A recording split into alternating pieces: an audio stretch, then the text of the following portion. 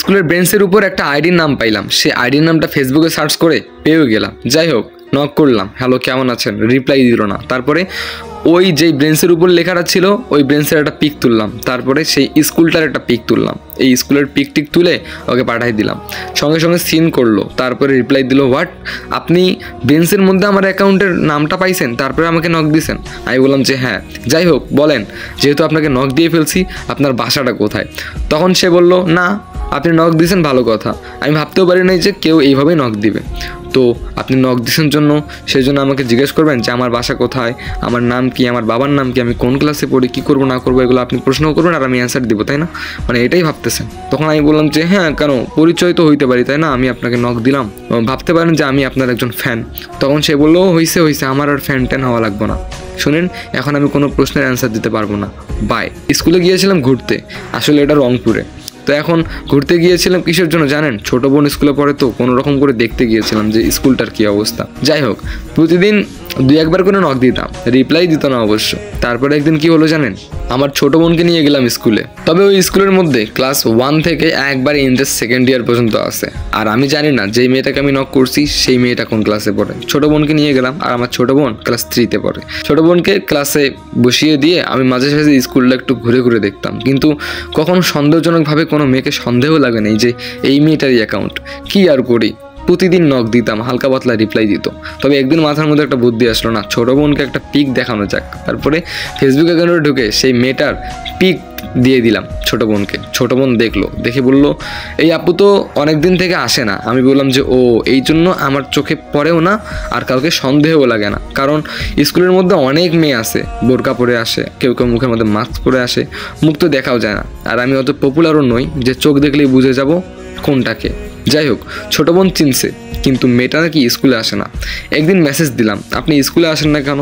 তারপরে দেখলাম সিন করে রিপ্লাই দিল, আমি স্কুলে যাই কি না যাই আপনি কি আমাকে ফলো করেন? আমি বললাম যে হ্যাঁ, আমি আসলে মানে আপনাকে ফেসবুকে দেখলাম, তো কখন আর কি স্কুলে দেখা হয়নি। তখন মেয়েটা বলল, আসলে আমি স্কুল ছেড়ে দিয়েছি। আমি বললাম যে ও আচ্ছা, তাহলে চলেন একদিন মিট করি। তখন মেয়েটা বলল কি জানেন, আপনার সঙ্গে দেখা করার কোনো রকম ইচ্ছাই আমার নেই।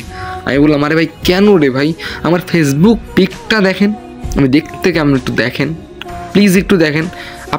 আপনি আমাকে ভালো করে দেখেনও নাই, আপনি আমার ভয়েসও শুনেন নাই, আপনি আইডিয়াও করতে পারতেছেন না যে আমি কেমন, কিন্তু আপনি মুখের উপর বলতেছেন যে আমার কোনো মানে টাইমই দিচ্ছেন না, আপনি আমাকে পাত্তাই দিচ্ছেন না। যাই হোক, মনে মনে ঠিক করলাম প্রতিদিন আরে নক দিমু, একদিন না একদিন দেখা তো হইবই, সামনাসামনি দেখা করে এক কাপ হলেও চা খেয়ে বিদায় দিয়ে আসবো। এইটাই আমার টার্গেট ছিল। প্রতিদিন মেসেজ দিতাম, সে সিন করতো, উড়াধুরা গালি দিত, রাগ হইতো, কি আর করার, আবারও নক দিতাম, কারণ আমার কেউ নাই। আর মেয়েটা ছিল একটু সহজ সরল, হুট করে রেগে যাইতো আর তার রাগ ভাঙাতাম আমি, খুব ভালো লাগতো। প্রতিদিন নক দিতাম। একদিন কি হলো জানেন, আমার ফোনটা আমি হারিয়ে ফেললাম। ফোনটা যে কোথায় কিছুই বুঝতেছি না। ফোনটা অনেক খুঁজলাম, কিন্তু দুঃখের বিষয় ফোনটাই আর পেলাম না। আর ফোনটা কিন্তু অত দামিও ছিল না, ফোনটা ছিল কম দামি। যাই হোক, আমারও আর ভালো লাগতেছে না, ফোন চালাইয়া হয়েছে অভ্যাস, ফোন না থাকলে কি আর ভালো লাগে বলেন? তারপরে একদিন বোনকে স্কুলে রেখে বাসায় চলে আসলাম, ভালো লাগতেছে না, শুয়ে আছি। বিকেলে আসরের আজান দিল, বোন তো অনেকক্ষণ আগেই চলে আসছে। ঘুম থেকে উঠলাম, ওঠার পরে আমার বোন আমাকে বলল, ভাইয়া ভাইয়া এদিকে আয়। ওইদিকে গেলাম, বললাম যে কী হয়েছে বল। তখন আমাকে একটা প্যাকেট দিল, বিস্কিটের প্যাকেট। বিস্কিটের প্যাকেটগুলো দেয় না বাচ্চাদেরকে, ওই বিস্কিটের প্যাকেটগুলো আমাকে দিল, দিয়ে বললো এটা খা।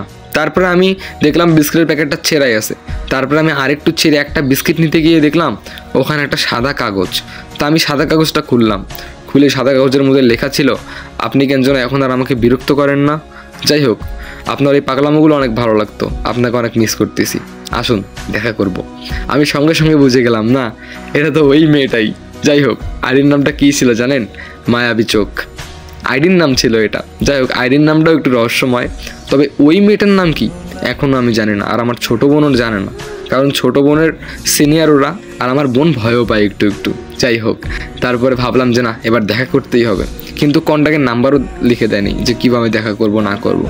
তারপর ছোটো বোনকে বললাম, কালকে যদি আবার তোকে কোনো কিছু জিজ্ঞেস করে তখন বলবি যে কোথায় দেখা করব। তারপর ছোটো বোনকে পাঠাই দিলাম, ছোটো বোন বলল ঠিক আছে। তারপর ছোটো বোন স্কুলে গেল, আবারও বাসায় আসলাম। ছোটো বোন বলল, ভাইয়া ওই আপুটা বলছে তুমি নাকি ভালো করেই জানো ওই আপুটা কোথায় রাখছে তোমাকে। তখন আমি চিন্তা করলাম, ভালো করেই জানি কোথায় ডাকছে। তখন একটু মাথা খাটিয়ে দেখলাম না না না, ফার্স্ট টাইম আমি ওর অ্যাকাউন্টের যে নামটা যেখানে পাইছি, মানে যে ব্রেন্সের মধ্যে, সে একটা ক্লাসরুমের ভিতরে। আমি তো গিয়েছিলাম স্কুল বন্ধের সময়, তার মানে স্কুল যখন ছুটি দিবে তখন সে ওখানেই থাকবে।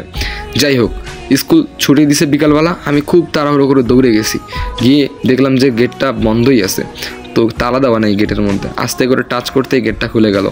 গেটটা খুলেই দেখতে পেলাম সে দাঁড়িয়ে আছে।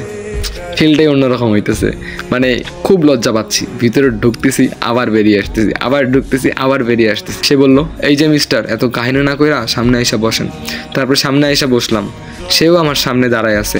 আর আমাদের মাঝখানে কি জানেন, ওই অ্যাকাউন্টের নামটা। তখন সে গরম গরম চোখে আমার দিকে তাকিয়ে বলল, এইখানে লেখার কারণেই ঝামেলাটা শুরু হয়েছে তাই না? এখন আর আমাকেও ভালো লাগে না আপনার বিরক্ত করাটা, ওইটা ছাড়া। আমি বললাম যে ও আচ্ছা, তাহলে আপনারও ভালো লাগে না? আসলে আমার ফোনটা চুরি হয়ে গেছে তো, ওই জন্য আমারও ভালো লাগে না। তখন সেই মেয়েটা বলল, আপনি একটা জিনিস ভুলে গেছেন। আমি বললাম কি? তখন সেই মেয়েটা আমাকে সঙ্গে সঙ্গে বলল, হ্যাপি বার্থডে টু ইউ। আমি অবাক হয়ে গেলাম, আজকে আমার বার্থডে ছিল অথচ আমারই মনে নেই। সঙ্গে সঙ্গে পিছন থেকে সে একটা গিফট বের করলো, আর সেই গিফটটাতে একটা ফোন ছিল। যাই হোক, একটা ফোন উপহার পাইলাম ফার্স্ট টাইম। এবার তো আবার কন্টিনিউ শুরু হবে কথা বলা। তখন সে মেয়েটা আমাকে বলল, এবার তাহলে যাই, অনেক কথা হলো। আমি বললাম যে আচ্ছা ঠিক আছে, তবে এবার যদি মেসেজ দেই একটু দয়া করে রিপ্লাই দিন। তখন সে বলল, যদি রিপ্লাই না দিতাম তাহলে এই ফোনটা উপহার দিতাম না। তারপরে সে টেরা চোখে তাকায়া মুচকি হাসি দিয়ে চলে গেল। আমিও একদম গুলগুলে হয়ে গেলাম। তারপরে কি হলো জানেন? তারপরে সে আমাকে ফোনটা গিফট করে একটা মুচকি হাসি দিয়ে চলে গেল। এরপর আমি বাসায় গিয়ে সিম টিম তুলে তাকে মেসেজ করলাম, বললাম যে হ্যালো, আচ্ছা আপনার নামটা কি? আমি কিন্তু এখনও জানি না। তখন সে বললো, সত্যি কি জানো না? আমি বললাম যে না, আমি সত্যি জানি না। তখন সে বলল, আমার নাম আফরোজা, তোমার নাম কি? তখন আমি বললাম, আমার নাম হচ্ছে আতিক। তারপরে সে বলল, ওয়াও, আফরোজা আতিক, কিছুটা মিল আছে।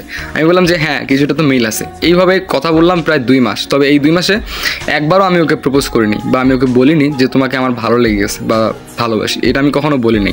আর আমি জানি না ওর মাঝে আমাকে নিয়ে কোনো ফিল হয় কি হয় না, এটাও আমি জানি না। তবে হঠাৎ করে যদি আমি বলি, তাহলে সে যদি রিজেক্ট করে দেয়, তাহলে আমি খুব বড় একটা কষ্ট পাবো। যাই হোক, তো আমি ভাবতেছি যে না, যেভাবে হোক না কেন ওকে একটু হলেও ইশারা দিব যে আমি ওকে অনেকটা পছন্দ করি, মানে লাইক করি। সে কি আমাকে পছন্দ করে কি করে না, এটা একটু জানার চেষ্টা করব। তারপরে কি করলাম জানেন? আর 2-3 দিন পরেই কিন্তু 14ই ফেব্রুয়ারি, মানে ভালোবাসার দিবস। তারপর আমি বললাম যে আচ্ছা, তোমার কি কোনো বয়ফ্রেন্ড আছে? তখন সে বললো, না, আমার কোনো বয়ফ্রেন্ড নাই। এরপর আমি বললাম যে ও আচ্ছা, আমারও কিন্তু কেউ নাই, তো চলো 14ই ফেব্রুয়ারিতে একটু ঘোরাঘুরি করি, মানে ফ্রেন্ডস হিসাবে, অন্য কিছু না। তখন সে বললো, হ্যাঁ, ঘোরাঘুরি তো করাই যায়, আমিও ভাবতেছি তোমাকে এই কথাটাই বলবো। তারপরে কি হলো, আমরা দুজন ঘুরতে গেলাম 14ই ফেব্রুয়ারিতে। তো সে আমাকে বললো, দেখো, বাচ্চাটা গোলাপ নিয়ে আছে হাতের মধ্যে, অনেক সুন্দর গোলাপগুলো, একটা গোলাপ নিয়ে দিবে? তখন আমি বললাম যে এই সুযোগ পাইছি, মনে মনে বলতেছি যে সুযোগ তো পাইছি এবার গোলাপের, এই গোলাপটা দিয়ে দেখি যদি কিছু একটা হয়। তারপরে আমি বললাম যে আচ্ছা ঠিক আছে, 1 মিনিট দাঁড়াও, আমি নিয়ে আসতেছি। তারপরে গেলাম গোলাপ নেওয়ার জন্য। মেয়েটাকে বললাম যে একটা গোলাপ দিবা, গোলাপের দাম কত? তখন সেই পিচ্চি মেয়েটা আমাকে বললো 1 পিস গোলাপ 30 টাকা। তারপরে আমি 5-6টা গোলাপ নিলাম। 5-6টা গোলাপ নিয়ে একটা টেপ দিয়ে বাঁধলাম, বাঁধার পরে ওর কাছে নিয়ে গেলাম, গিয়ে বললাম যে এই যে গোলাপ নেও। তখন সে বললো, এতগুলো নিয়ে আসছো, থ্যাংক ইউ সো মাচ। তারপরে আমরা এক জায়গায় বসলাম, বসে চাটা খাইলাম। খাওয়ার পরে সে বললো, আজকে তাহলে উঠি, যাই। আমি বললাম যে একটা কথা বলার ছিল। তখন সে বললো, হ্যাঁ কী কথা বলো? আমি বললাম যে মানে বলতে একটু কেমন কেমন যেন লাগতেছে, মানে একটু ভয় ভয় করতেছে। কথাটা বলার পরে যদি আবার থাপ্পড় দাও, মানে ওই জন্য আর কি ভয়টাই লাগতেছে। তখন সে বললো, আরে না না না, থাপড়াবো কেন? তুমি তো আমার ফ্রেন্ডস, আমরা তো ফ্রেন্ডস হয়েছি তাই না? আমি বললাম যে হ্যাঁ, ফ্রেন্ডস হয়েছি। তো আমি কথাটা বলি। তখন বললো যে হ্যাঁ বলো। তা আমি অনেক কাহিনী করতেছি কথাটা বলার জন্য, মানে আমি কথাটা বলতে পাইতেছি না যে আমি ওকে ভালোবাসি। তো যখনই আমি বলতে ধরলাম, ঠিক সেই সময় ও হাত ইশারায় একজনকে ডাক দিল। আমি মুখ ঘুরিয়ে দেখলাম একটা ছেলে। তখন সঙ্গে সঙ্গে বলল, এদিকে আসো, এদিকে আসো, তুমি আজকে হঠাৎ এখানে? বুঝলাম না বিষয়টা। তারপরে সেই ছেলেটা আসলো। আসার পরে ছেলেটা বলল, কেন, আমি কি এখানে আসতে পারি না? তখন আফরোজা বলল, হ্যাঁ তুমি আসতে পারো, তবে তুমি খুব স্বার্থপর, তুমি আমাকে এইভাবে ছেড়ে গেলে এটা আমি কখনো ভাবতেও পারি নাই। আমি হয়ে গেছি। তারপরে ছেলেটা চলে গেল, আফরোজার মুডটা অফ হয়ে গেল। আমি বললাম যে আচ্ছা, তোমার মুড অফ কেন? মানে ওই ছেলেটা কি তুমি চেনো? মানে ওর সঙ্গে কি তোমার রিলেশন ছিল? তখন আফরোজা বলল, হ্যাঁ, ওকে আমি অনেক ভালোবাসতাম, আর ও আমাকে ভালোবাসতো, কিন্তু 2 বছর আগে ও আমাকে ছেড়ে গেছে। গেছে। আমি বললাম যে ও তাহলে ছোটোবেলা থেকেই রিলেশন করছো? তখন মেয়েটা বললো যে হ্যাঁ, আমি ছোটোবেলা থেকেই অনেক ভালোবাসতাম। আমি বললাম যে ও আচ্ছা, যাই হোক বাদ দাও, চলো। তখন সে বললো তুমি যেন কি বলবা তো বলো একবার। আমি বললাম যে না না, কিছু কিছু বলবো না, চলো। তারপরে চলে গেলাম। এরপরে মেসেজে কথা বলতে বলতে সে বারবার ওই ছেলেটার কথা বলতো, যে ওর সঙ্গে যখন কথা বলতাম এখানে যেতাম ওখানে যেতাম, ও আমাকে এত গিফট করতো, এটা করতো সেটা করতো, মানে নানান কথা। একটা রিলেশনের মধ্যে যা যাবতীয় হয় সব কিছু সে আমার সঙ্গে শেয়ার করতেছে। আর আমার শুধু বিরক্ত লাগে ওই ছেলেটার কথা শুনলেই। আমি ওকে কি করলাম, মানে রাগে ব্লক মেরে দিছি। তারপরের দিন ও আমার বাসায় চলে আসছে। যাই হোক, বাসায় কেউ ছিল না। তখন আমি বললাম যে তুমি আমার বাসায় কেন? যাই হোক, বাইরে থেকে আমি আসতেছি। তারপরে তাড়াহুড়ো করে বাইরে বের হলাম। বাইরে বের হয়ে দুজনে একটা পার্কে গিয়ে বসলাম। পার্কে বসার পরে সে আমাকে বললো আচ্ছা তুমি আমাকে ব্লক কেন মারলা সেটা বলো। আমি বললাম যে ওই ছেলেটার কথা তুমি বারবার বলতেছো না, এটা আমার একদম শুনতে ভালো লাগে না, মানে খুব বিরক্ত লাগতেছে আমাকে। তারপরে সে আমাকে বললো আচ্ছা ঠিক আছে, এখন বলো, সেদিন তুমি কিছু একটা হয়তো আমাকে বলতে চেয়েছিলে তাই না? আমি বললাম যে আচ্ছা ঠিক আছে আমি বলবো, তবে একটা শর্তে আছে। তখন বললো যে কী শর্ত? আমি বললাম যে আচ্ছা একটা প্রশ্নের অ্যান্সার দাও, তুমি যাকে ভালোবাসতে সে তোমাকে কি ভালোবেসেছিল মন দিয়ে? তখন সে বলল না, ও আমাকে শুধু ইউজ করছে। আমি বললাম যে ও আচ্ছা, ওগুলো বাদ দাও। যাই হোক, এখন ওর জায়গায় যদি অন্য কেউ তোমাকে ভরপুর ভালোবাসে, তোমাকে যদি অনেক ভালোবাসে, তোমাকে যদি সুখে রাখে, তাহলে কি তুমি তাকে ভালোবাসবে না? তখন সে বলল হ্যাঁ, আমি তো চাই যে এরকম কেউ একজন আসুক যে আমাকে সবসময় হাসি খুশি রাখবে, যে আমার রাগ ভাঙাবে, যে আমাকে অনেক ভালোবাসবে। আমি বললাম যে হ্যাঁ, এরকম একটা মানুষ খুব দরকার। আর আমি তোমাকে এইটাই বলতে চাইছি। আসলে মাথা খুব গরম হয়েছিল, তাই রাগের চোটে বলে ফেলছে যে আমি তোমাকে ভালোবাসি। আর বারবার ওই ছেলেটার কথা বলার কারণে আমি তোমার ব্লক মাইরা দিছি। তখন সেও থওয়া লাইগা আছে, আমিও চুপচাপ মাইরা আসি। এখন কী করবো, মানে এখানে তো বলার কোনো কিছুই নাই। ও কোনো কিছু বলতেছে না, আমিও কোনো কিছু বলতেছি না। যাই হোক, বাদামালা আসলো, 10 টাকার বাদাম নিয়ে চাবাইতেছি। বললাম যে খাবা নাকি? তখন কোনো কথা বললো না, আমি চুপচাপ বইসা আছি। মানে মুখ টুক দেখে মনে হইতেছে মনে হয় আমার সেই রকম মার মারবে, কি একটা অবস্থার মধ্যে পড়ে গেছি। বাদাম খাইতেছে চুপচাপ। হঠাৎ করে সে বললো সেদিন যে গোলাপটা দিলা সেদিন তুমি বলতে পারো নাই? তোমার কি মাথায় কমন সেন্স নাই? একটা মেয়ে তোমাকে ফোন গিফট করলো কিসের জন্য? এইটা কি তুমি বুঝতেছো না? তুমি বিরক্ত করা ছেড়ে দিছের জন্য একটা মেয়ে তোমার সঙ্গে জাসি দেখা করছে, দেখা করে বলছে যে তুমি বিরক্ত করতেছো না কেন, খুব মিস করতেছি। এইটা কিসের জন্য বলছি, এটা কি তুমি বুঝো নাই? এতদিন ঘাপটি মেরে বসেছিলা, আর ওর সঙ্গে আমার কোনো রিলেশন ছিল না। আসলে তোমার মুখ থেকে এই কথাটা বের করানোর জন্য আমি এত কাহিনী করছি। আমি বললাম যে ও তাহলে ওই ছেলেটার সঙ্গে তোমার কিচ্ছু ছিল না? তখন বললো যে না, ওটা আমার একটা ফ্রেন্ড। তারপরে সেই ছেলেটাকে ফোন দিয়ে ডাকলো। সেই ছেলেটা এসে বললো আরে ভাই, ও আমাকে সব কিছু বলছে তোমাদের স্টোরিটা, অন্য কোনো কিছু না। যাই হোক, মাইন্ড করিও না, আসলে আমি একটু অ্যাক্টিং করছি। আমি বললাম যে আচ্ছা আচ্ছা ঠিক আছে, সমস্যা নেই। তারপরে ছেলেটা চলে গেল। এরপর আমি বললাম যে ও তলে তলে এত কিছু, আসলে আমি একটু সহজ সরল তো, তাই আর কি, মানে এত কিছু বুঝি না। তখন সে বললো তলে তলে যে পাক না, এটা কিন্তু আমিও বুঝে গেছি। যাই হোক, তারপর আমি বললাম যে আই লাভ ইউ। তারপরে সে বললো যে লাভ ইউ টু। তারপরে কী হলো জানেন? আমরা দুজন চলে গেলাম বাসায়। বাসায় যাওয়ার পরে এরকম কথাবার্তা অনেক হলো। কথাবার্তা হওয়ার পরে আব্বু আম্মুকে বললাম যে আমি ওকে অনেক ভালোবাসি। তারপরে আমার বাবা মা বললো মেয়েটা কে, কেমন, কোথায়। তারপরে ওকে নিয়ে আসলাম আফরোজাকে, নিয়ে এসে বাসায় পরিচয় করাই দিলাম। আমার আব্বু আম্মু ওকে দেখে, ওর ব্যবহার দেখে একদম রাজি হয়ে গিয়েছে। তারপরে কি আর করার, এরপরে আব্বু আম্মুকে বললাম ওর বাসায় বিয়ের প্রস্তাবটা পাঠানো হোক। তারপরে যখনই ওর বাসায় বিয়ের প্রস্তাব নিয়ে গেল, ঠিক তখনই ওর বাবা বলল না, আমি আমার মেয়েকে এখনই বিয়ে দিব না, ও পড়াশোনা করবে, আরও অনেক দূর যাবে। কিন্তু আফরোজা মানতেছে না, কারণ আফরোজা বিয়ে করবে। যাই হোক, ওর ফ্যামিলি মানে কোনো কিছুতেই রাজি নয়। আর আমরা একটু মধ্যবিত্ত, আর ওরা বড়লোক, এই জন্যই মানতে রাজি নয়। তারপরে কি আর করার, অনেক জোর দাবি করলাম। এরপরে ওর বাবা তো আমাকে চড়ও দিয়ে দিল একটা। তারপরে বলল তোকে যদি আর কোনোদিন আমার মেয়ের আশেপাশে দেখি তাহলে কিন্তু তোর অবস্থা খারাপ করব। তারপরে চুপি চুপি আমরা কথা বলতাম। ওর হাত থেকে ওর ফোনটাও কেড়ে নিয়েছে ওর আব্বু। আমার বোনকে দিয়ে মাঝে সাঝে স্কুলে পাঠাতাম, চিঠি লিখে লিখে পাঠাতাম। তারপরে আমরা মাঝে মাঝে চুপচুপ করে দেখা করতাম, কোথাও ঘুরতে যেতাম। তো একদিন ওর বাবা দেখে ফেললো, দেখে ওর বিয়ের একটা ব্যবস্থা করলো। যাই হোক, বিয়ের কিন্তু কোনো আয়োজন করে নাই, ছেলে আসবে, মসজিদে গিয়ে বিয়ে পড়াই দিবে ওর, এইরকম একটা প্ল্যান ছিল। তো এর মাঝে আমি খোঁজ নিয়ে নিছি কোন ছেলেটার সাথে বিয়ে দিবে। তারপর সেই ছেলেটার সঙ্গে দেখা করলাম। দেখা করে বললাম যে ভাইয়া, আপনি কি কাউকে কখনো ভালোবাসছেন? তখন সে বলল আপনাকে তো আমি চিনি না, হঠাৎ করে আপনি এই ধরনের প্রশ্ন কেন করতেছেন? আমি বললাম যে ভাইয়া, আপনি যাকে বিয়ে করবেন, মানে আপনার সঙ্গে যার বিয়ে হবে, তাকে আমি অনেক ভালোবাসি, তাকে ছাড়া আমি বাঁচতে পারবো না। আসলে সেও আমাকে ভালোবাসে, তাকে খুব জোর করে বিয়ে দিচ্ছে। সেই ছেলেটা অনেক ভালো ছিল, বললো যে ভাইয়া সমস্যা নেই। তারপরে কি হলো জানেন? বিয়ে করতে গেল মসজিদের মধ্যে, ওর বাবাও ছিল ওখানে। ওই মসজিদের ভিতরে ছেলেটা বলল ইমাম সাহেবকে যে হুজুর, আসলে এই বিয়েতে আমরা দুজনেই রাজি নই, কিন্তু এর বাবা জোর করে বিয়ে দিচ্ছে। ওর বাবা অবাক হয়ে গেল, সবার সামনে এরকম করে বলছে ছেলেটা। তখন হুজুর মেয়েকে জিজ্ঞেস করছে এটা কি সত্যি? তখন মেয়েটা বলল হ্যাঁ, আমি আতিককে অনেক ভালোবাসি। তারপরে হুজুর বলল না, ওরা যদি বিয়েতে রাজি না থাকে তাহলে তো এটা বিয়ে কখনোই হবে না। যাই হোক, বিয়েটা ভেঙে গেল। এরপরে এলাকার মধ্যে একটা কুসংস্কার সৃষ্টি হয়ে গেল যে মেয়ের বিয়ে ভেঙে গেছে, এরকম একটা অবস্থা। যাই হোক, এরপর আমি বলছি যে আঙ্কেল, আপনার থেকে অনেক বেশি আমি ভালোবাসি আফরোজাকে, আমি ওকে বিয়ে করতে চাই, প্লিজ আঙ্কেল। যাই হোক, একদম পায়েও পড়ে গেছি।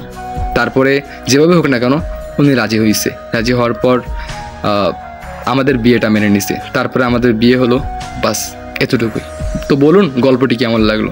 আসলে গল্পটি একটি ভাই লিখে পাঠিয়ে দিয়েছে, পরবর্তীতে কী হয়েছে এটা আমাকে জানায়নি। তো প্লিজ তোমরা কমেন্ট করে জানাও গল্পটা কেমন লাগলো। আর হ্যাঁ, প্লিজ লাইক কমেন্ট শেয়ার। আর হ্যাঁ, 10K ফলোয়ার কিছু তাড়াতাড়ি চাই, ওকে।